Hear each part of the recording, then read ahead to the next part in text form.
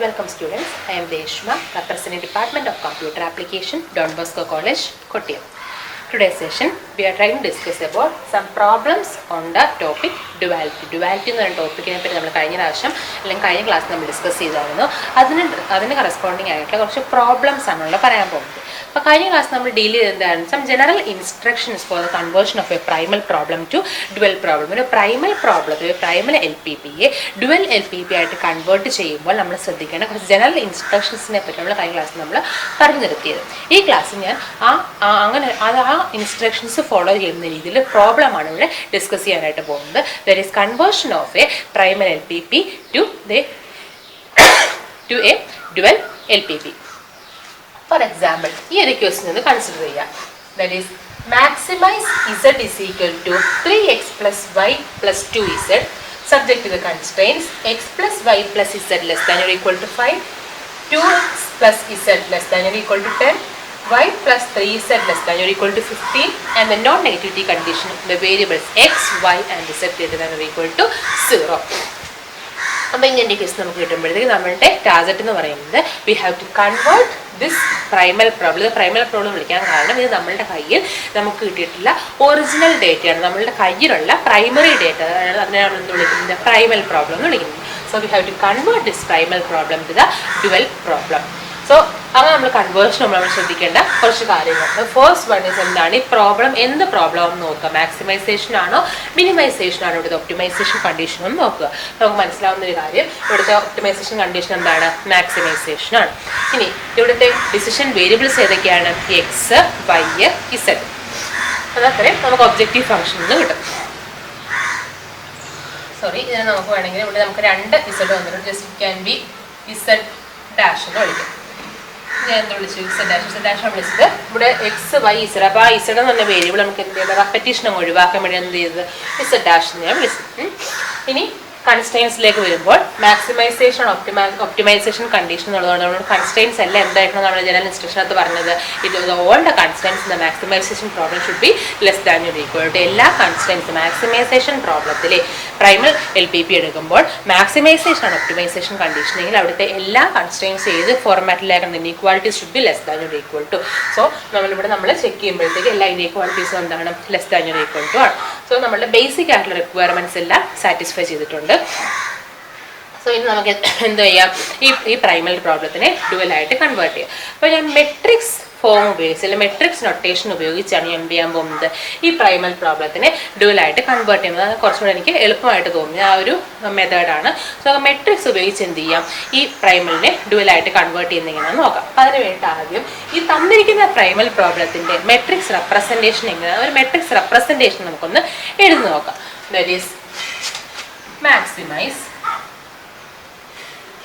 and matrix representation primal problem matrix representation that is maximize z dash equal to this function right hand side objective function right hand side and matrix where coefficients 3 x and the coefficient 3 y coefficient 1 z coefficient 2. That is three numbers, three coefficients, a matrix. This 3 represent x coefficient and x in the mold. 1 y coefficient and y in the mold. Is a 2 and z coefficient and z just x y z mold represented. So, matrix notation objective function constraints representation. Therefore, subject to constraints variables x, y, z. Coefficients coefficients matrix that is 1, 1, 1, 2, 2 and the coefficient x in the coefficient y and the variable therefore the coefficient of y can be written as 0. That is the here y and the variable consider the present the coefficient of y can be written as 0. Again coefficient of z is 1. Third കൺസ്ട്രെയിനകത്ത് x എന്ന് പറഞ്ഞ variable ഇല്ല. therefore the coefficient of x can be written as 0, 1, 3. അതിനെ ഞാൻ എന്തായിട്ട് എഴുതി? Coefficient matrix ആക്കി എഴുതി. ഇനി അടുത്ത വേരിയബിൾസ് ഏതൊക്കെയാണ്? എക്സും വൈയും ഇസഡും. ആ വേരിയബിൾസിന് ഞാൻ താഴേക്ക് എടുത്തെഴുതാം. That is x y z. അതായത് വെർട്ടിക്കലായിട്ട് എഴുതിയതിന് ശേഷം എന്തെഴുതുക? മെട്രിക്സ് ഫോമിൽ എഴുതുക. അങ്ങനെ എഴുതിയതിൻ്റെ കാരണം എന്ന് പറഞ്ഞാൽ മെട്രിക്സ് മൾട്ടിപ്ലിക്കേഷൻ വരുമ്പോൾ ആ അറേഞ്ച്മെന്റ് അല്ലെങ്കിൽ ആ എഴുതുന്ന ഫോർമാറ്റിന് എന്തുണ്ട്? ഇമ്പോർട്ടൻസ് ഉണ്ട്. അപ്പോൾ ഞങ്ങൾക്ക് മെട്രിക്സ് മൾട്ടിപ്ലിക്കേഷനിലേക്ക് പോകേണ്ട ആവശ്യമില്ല. അതുകൊണ്ടാണ് ജസ്റ്റ് ഞാൻ അവിടെ വെച്ചങ്ങ് നിർത്തിയത്. എന്തായിട്ട് എഴുതണം? കോളം വൈസ്, അതായത് കോളമായിട്ട് വെർട്ടിക്കൽ ഫോർമാറ്റിലൂടെ നമ്മൾ എഴുതാനായിട്ട് വേരിയബിൾസിനെ represent x y and z. എന്നാൽ മാത്രമേ അവിടെ മെട്രിക്സ് മൾട്ടിപ്ലിക്കേഷൻ പോസിബിൾ ആവത്തുള്ളൂ. ഇത് നോക്കുക, ഈ 3 കൺസ്ട്രെയിൻസിനകത്ത് ഇൻഈക്വാലിറ്റി ഏതാണ്? Less than or equal to. ഇപ്പോൾ കോമൺ ആയിട്ട് എന്ത് കൊടുക്കുന്നു? ഒരു less than or equal to sign. 3-നും ഒരേ ഇൻഈക്വാലിറ്റിയാണ്. മാക്സിമൈസേഷൻ ആണ് ഒപ്റ്റിമൈസേഷൻ കണ്ടീഷൻ. അതുകൊണ്ട് തന്നെ ഇൻഈക്വാലിറ്റി ഏതേ വരാവൂ? Less than or equal to വരാവൂ. അപ്പം ആ കോമൺ ഇൻഈക്വാലിറ്റി ഒരൊറ്റ സൈൻ മാത്രം less than or equal to എന്ന് കൊടുക്കുന്നു. ഇനി ഏതാ? റൈറ്റ് ഹാൻഡ് സൈഡിലുള്ള കോൺസ്റ്റൻസ്. ആ കോൺസ്റ്റന്റ് മെട്രിക്സ് അത് എങ്ങനെ എഴുതുന്നു? താഴേക്ക് കോളം വൈസ് വെർട്ടിക്കലായിട്ട് എഴുതുന്നു. 5, 10, 15. ഈ നോൺ നെഗറ്റിവിറ്റി കണ്ടീഷൻ നമുക്ക് മെട്രിക്സ് റെപ്രസെൻറ്റേഷൻ്റെ ആവശ്യമില്ല. സോ നമുക്ക് തന്നിട്ടുള്ള ഈ പ്രൈമൽ പ്രോബ്ലം, ഇതാണ് നമ്മുടെ എന്ന് പറയുന്നത് നമ്മളുടെ പ്രൈമൽ പ്രോബ്ലം എന്ന് പറയുന്നത്. ഈ പ്രൈമൽ പ്രോബ്ലത്തിന് കറസ്പോണ്ടിങ് ആയിട്ടുള്ള മെട്രിക്സ് റെപ്രസെൻറ്റേഷൻ ഞാൻ എഴുതി. ഇനി ഈ മെട്രിക്സ് റെപ്രസെൻറ്റേഷൻ ഉപയോഗിച്ച് ഞാൻ എന്തെഴുതാൻ പോവാണ്? ഡുവൽ പ്രോബ്ലം എഴുതാനായിട്ട് പോവാണ്. അപ്പം ആദ്യം ചെയ്യുന്നത് ഈ മെട്രിക്സിൻ്റെ പ്രൈമൽ പ്രോബ്ലത്തിൻ്റെ മെട്രിക്സിനെ ഉപയോഗിച്ച് ഞാൻ ഡുവൽ പ്രോബ്ലത്തിൻ്റെ മെട്രിക്സ് റെപ്രസെൻറ്റേഷൻ എഴുതുന്നു. അത് ഉപയോഗിച്ച് ഞാൻ എന്തെഴുതുന്നു? ഡുവൽ പ്രോബ്ലം കൺസ്ട്രക്ട് ചെയ്യുന്നു. എന്നോട് പറയാം ഞാൻ ചെയ്യാൻ പോകുന്നത്. ഇപ്പം ഞാൻ ചെയ്തത് എന്താ? പ്രൈമൽ പ്രോബ്ലം, പ്രൈമൽ L.P.P ഉപയോഗിച്ച് അതിൻ്റെ മെട്രിക്സ് റെപ്രസെൻറ്റേഷൻ എഴുതി. ഇനി ഞാൻ ചെയ്യുന്നത് ഈ പ്രൈമലിൻ്റെ മെട്രിക്സ് റെപ്രസെൻറ്റേഷൻ ഉപയോഗിച്ച് ഡുവൽ പ്രോബ്ലത്തിൻ്റെ മെട്രിക്സ് റെപ്രസെൻറ്റേഷൻ എഴുതും. അതിനുശേഷം ഈ റെപ്രസെൻറ്റേഷൻ ഉപയോഗിച്ച് ഞാൻ എന്തെഴുതും? അതിൻ്റെ ഡുവൽ പ്രോബ്ലം, ഡുവൽ L.P.P, അതായത് ഒബ്ജക്റ്റീവ് ഫംഗ്ഷനും കൺസ്ട്രെയിൻസും കൺസ്ട്രക്ട് ചെയ്ത് ഡുവൽ L.P.P ഞാനിവിടെ എഴുതും. സോ അപ്പോൾ ആ ഒരു കൺവേർഷൻ നടത്തുന്നതിന് മുമ്പ് ഒരു കാര്യം കൂടെ നമ്മൾക്ക് പറയേണ്ട ആവശ്യമുണ്ട്. ഇവിടുത്തെ ഈ ഒരു പ്രൈമൽ പ്രോബ്ലത്തിൽ നമുക്ക് ഡിസിഷൻ വേരിയബിൾസ് 3 എണ്ണമായിരുന്നു. ഏതൊക്കെയാണ്? X, y, z. നമ്മൾ പറഞ്ഞു പ്രൈമലിന് ഡുവലിലേക്ക് മാറുമ്പോൾ ആ ഹോൾ ആസ്പെക്ട് എന്ത് ചെയ്യാണ്? കൺവേർട്ട് ചെയ്യാണ്, അല്ലേ? അതിനെ വേറൊരു രീതിയിൽ, ഈ സെയിം പ്രോബ്ലത്തിനെ മറ്റൊരു രീതിയിൽ അനലൈസ് ചെയ്യാൻ ശ്രമിക്കുകയാണ്, അല്ലേ?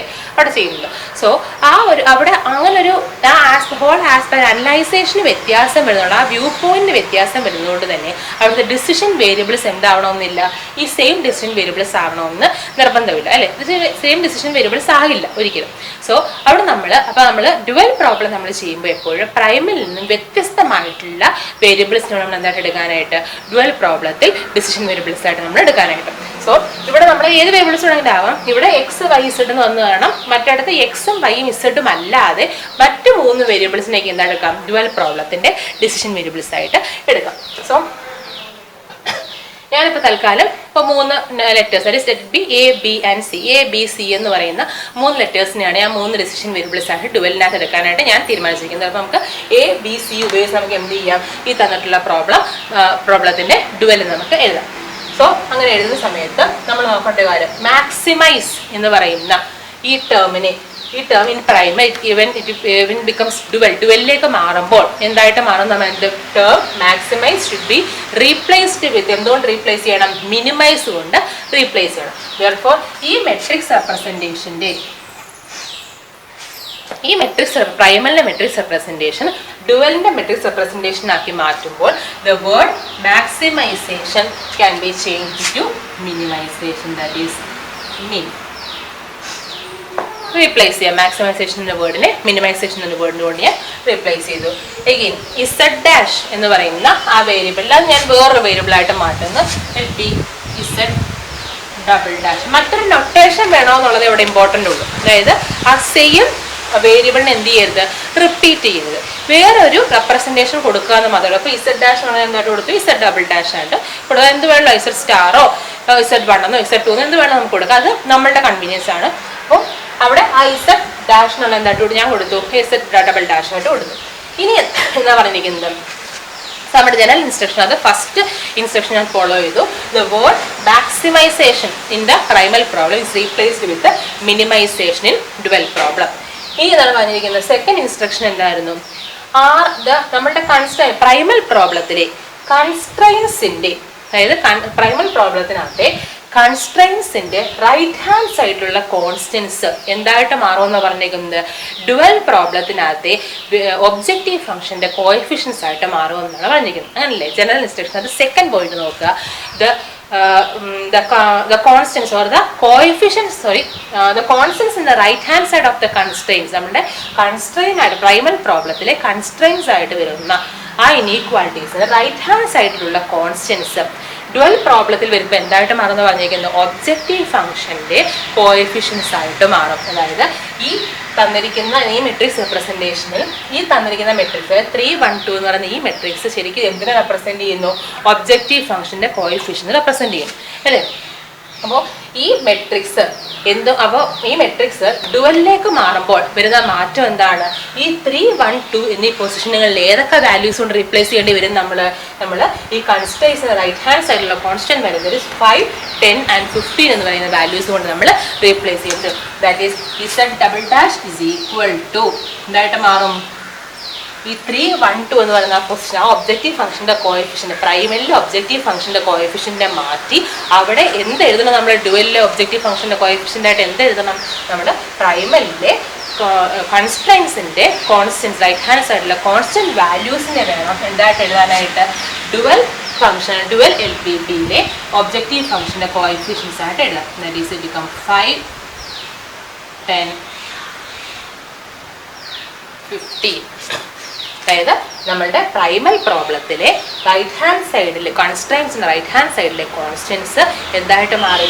ഡുവൽ പ്രോബ്ലത്തിലെ ഒബ്ജക്റ്റീവ് ഫംഗ്ഷന്റെ കോഎഫിഷ്യൻസ് ആയിട്ട് മാറി. സോ ഇവിടെ ഞാൻ എന്തുകൊണ്ട് മാറ്റിയിട്ടുണ്ട്? വേരിയബിൾസ് കൂടെ മാറ്റിയിട്ടുണ്ട്. അപ്പോൾ അതും കൂടെ ഞാൻ എഴുതുന്നു. എക്സിന്റെ സ്ഥാനത്ത് A ആയി, വൈയുടെ സ്ഥാനത്ത് B ആയി, ഇസഡിന്റെ സ്ഥാനത്ത് C ആയി. ഇനി എന്താ പറഞ്ഞിരിക്കുന്നത്?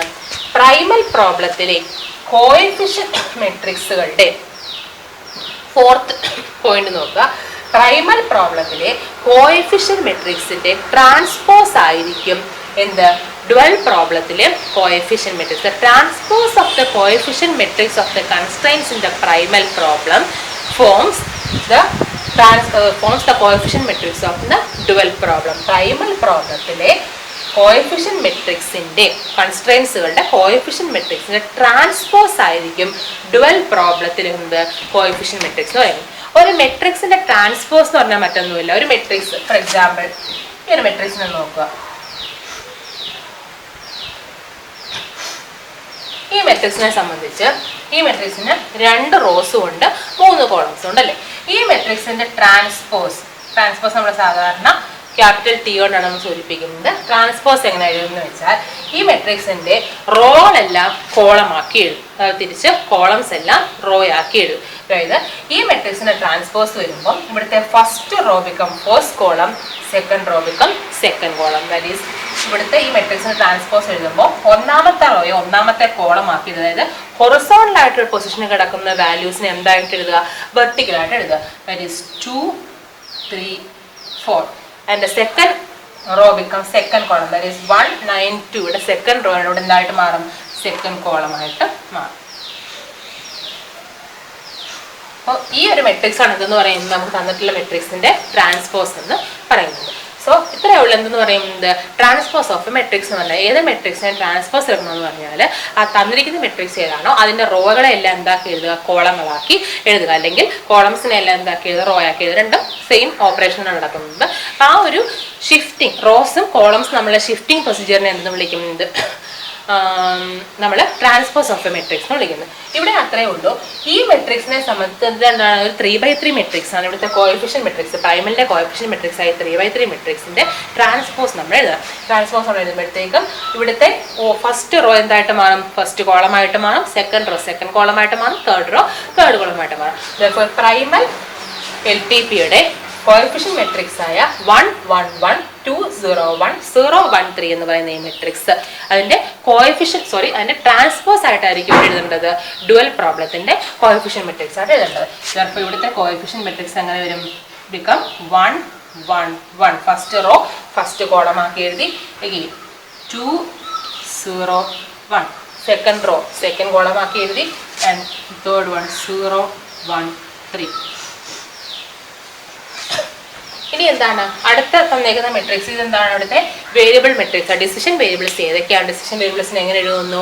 നമ്മൾ കോളം വൈസ് അല്ലെങ്കിൽ വെർട്ടിക്കലായിട്ട് എഴുതുന്നു. ഇവിടുത്തെ ഡിസിഷൻ വേരിയബിൾസ് ഏതൊക്കെ ഡെവലപ്പ് പ്രോബ്ലത്തെ സംബന്ധിച്ചിരിക്കുക. പിന്നെ എ ബി ആൻഡ് ചിലപ്പോൾ കറസ്പോണ്ടിങ് എ ബി സി തന്നെ ഇവിടെ എഴുതുക. ഇനി എന്താ പറഞ്ഞിരിക്കുന്നത്? നമ്മളുടെ ജനറൽ ഇൻസ്ട്രക്ഷനകത്ത് തേർഡ് പോയിന്റ് എന്താണെന്ന് പറയുന്നത് പ്രൈമൽ LPPയുടെ പ്രൈമൽ LPPയിൽ less than or equal to constraints വരുന്നിടത്ത് എല്ലാം എന്ത് കൊടുക്കുക? Greater than or equal to കൊടുക്കുക. അഥവാ തിരിച്ച് പ്രൈമൽ LPPയിൽ greater than or equal to constraints വരുന്നിടത്ത് എല്ലാം ഓട്ടോമാറ്റിക് എന്ത് കൊടുക്കുക? എന്തുകൊണ്ട് റീപ്ലേസ് ചെയ്യുക? Greater than less than or equal to കൊണ്ട് റീപ്ലേസ് ചെയ്യുക. അപ്പോൾ ഇവിടെ മാക്സിമൈസേഷൻ പ്രോബ്ലം ആയതുകൊണ്ടാണ് less than or equal to വന്നത്. അപ്പോൾ അതിന് എന്തുകൊണ്ട് ഇവിടെ ഇപ്പോൾ ഓട്ടോമാറ്റിക് എന്തായിട്ട് മാറും? മിനിമൈസേഷൻ ആകുമ്പോൾ ഈ less than or equal to എന്തായിട്ട് മാറും? Greater than or equal to ആയിട്ട് മാറും. Greater than or equal to. ഇനി എന്താണ് ഈ ഒരു അവിടെ കൺസ്ട്രെയിൻസിന്റെ റൈറ്റ് ഹാൻഡ് സൈഡ് വരുന്ന വാല്യൂസ് അത് ഏതൊക്കെയാണെന്നുള്ളതാണ് ഇനി ബാക്കി അറിയേണ്ടതല്ലേ. അപ്പോൾ ഇവിടെ നമ്മൾ ഈ പ്രൈമൽ കൺസ്ട്രെയിൻറ്റ് പ്രൈമൽ LPPയുടെ കൺസ്ട്രെയിൻറ്റ് റൈറ്റ് ഹാൻഡ് സൈഡ് വരുന്ന വാല്യൂസ് ആണ് ഇവിടെ അടുത്ത് എഴുതിയത് ഡ്യുവൽ LPPയുടെ ഒബ്ജക്റ്റീവ് ഫംഗ്ഷൻ്റെ കോഎഫിഷ്യൻ്റ് ആയിട്ട് എഴുതിയത്.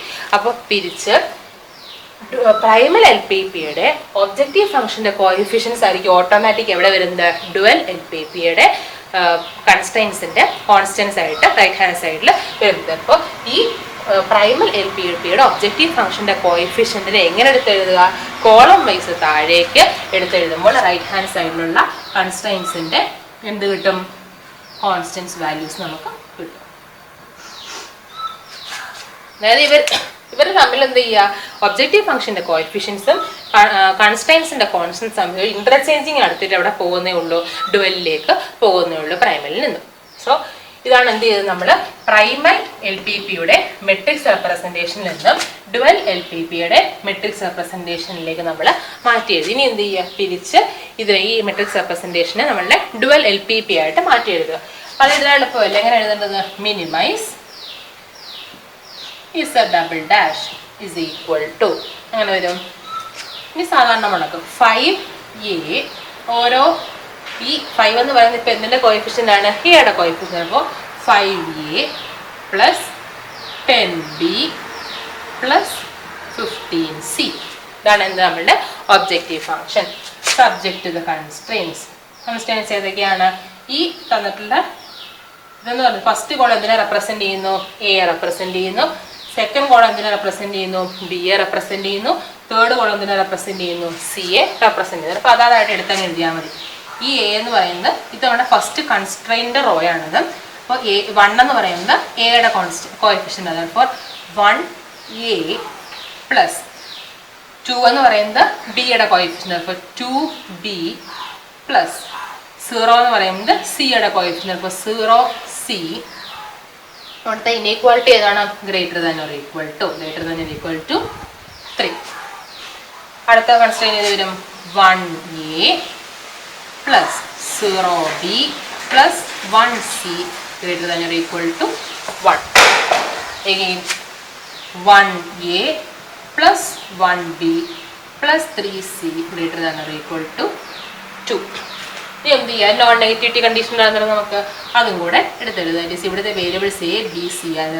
a b c greater than or equal to 0.